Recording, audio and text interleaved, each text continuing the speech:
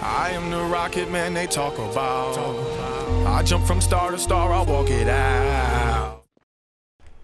Hey, what's going on, guys? My name is Shibby2142, and today we're playing some Aftermath Conquest. So this is different than Scavenger because you can pick whatever loadout you want to spawn with. Right now, I believe I am playing as the Assault class with the Medic loadout. You guys know I love this. I believe we're going to start with the M16A3 just because that's my favorite default rifle. It's just been really good to me. And then we're going to move on to Engineer because, as I soon found out, the vehicle I'm in and the vehicles that the enemies can get in, they're crazy strong. So right now I'm driving. I also have a gun. So these are heavily modified vehicles. They do take more damage from what I've seen. And from what I've played so far, it feels like the vehicles are balanced on the map because there's only one or two per side. That reminds me of the good old Bad Company 2 days where if you were on the attacking team, you might have gotten one APC.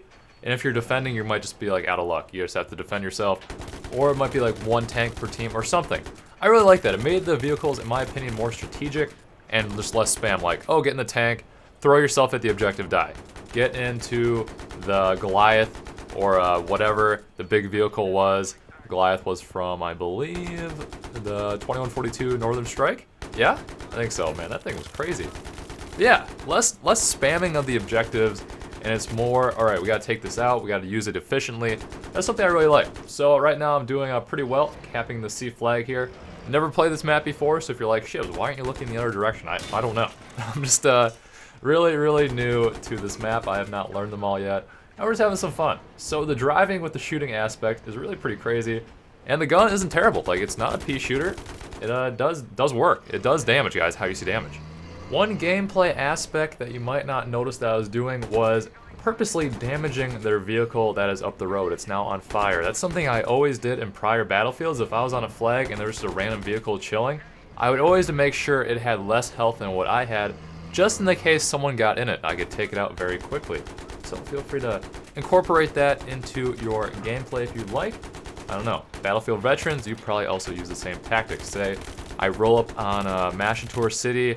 Let's say the B flag in the middle, I think that was it, under the big like church cathedral. There would be a UAZ that would spawn, or a Vodnik, either or, something like that.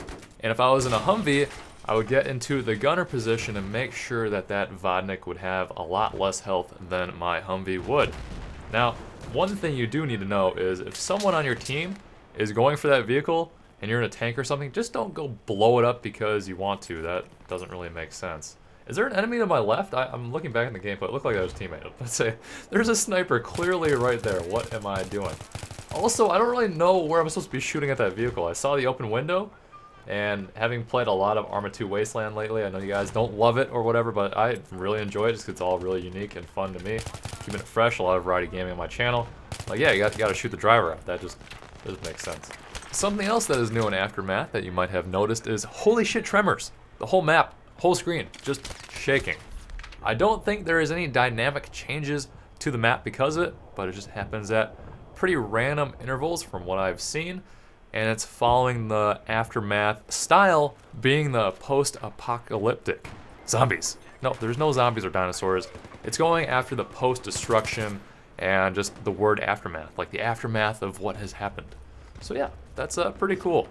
Once again, the maps in this expansion or DLC, I really enjoy them so far. They give you a lot of different sight lines, you get a lot of close quarters, you get some long range, and there's a lot of vertical gameplay where it's not all flat. Let's say like Caspian Border, that, in my opinion, is a very flat map. We have now changed to the ACWR, so we're playing as the engineer. I felt like this would be more effective on this map for the vehicles because I really could do nothing as the assault class. And I'm not going to be using the grenade launcher. That's just crazy talk, guys. Alright, don't have many unlocks on this thing. I believe I am using the red dot, as you see I scope down here. And I think that's it. If I had my choice, I would probably be using the flash suppressor and maybe a grip. I don't know, this thing is pretty easy to use and I do like it quite a lot. Let's now take a look at the stats for the ACWR, appearing now on screen. Its damage, 20 damage max per shot, is among the lowest for the engineer weapons. Its 850 rounds per minute is among the higher end, and its recoil is one of the best in class. Now, This weapon is definitely not the best for the engineer. I would say the M4A1 might be your better choice, and also the Scar H is obviously beast. The damage spread from 20 being the highest on this thing to 16.7 being the lowest, it has one of the smaller ranges compared to a lot of the other engineer weapons that have a max damage of 25 and then a minimum damage of 14.3. So if the ACWR had a minimum damage of 14.3, it would definitely be extremely underpowered in my opinion. Oh yes, the Glock 18 suppressed, so lovely and dirty. One thing you guys can think about is equipping a laser sight on the ACW and treating it as an SMG. So just food for thought, feel free to try that out.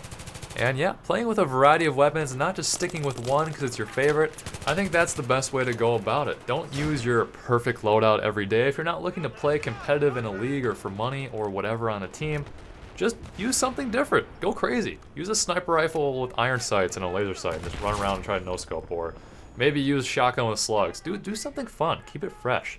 That's one reason I still play TF2, is I keep it fresh. I don't play it every day, and when I do, I don't just play as soldier. You know, that makes sense to me. Anyways, guys, this was some Aftermath. More Battlefield to come, of course. If you enjoyed, feel free to rate or whatever. My name is Shibby2142, and hopefully I will see you next time.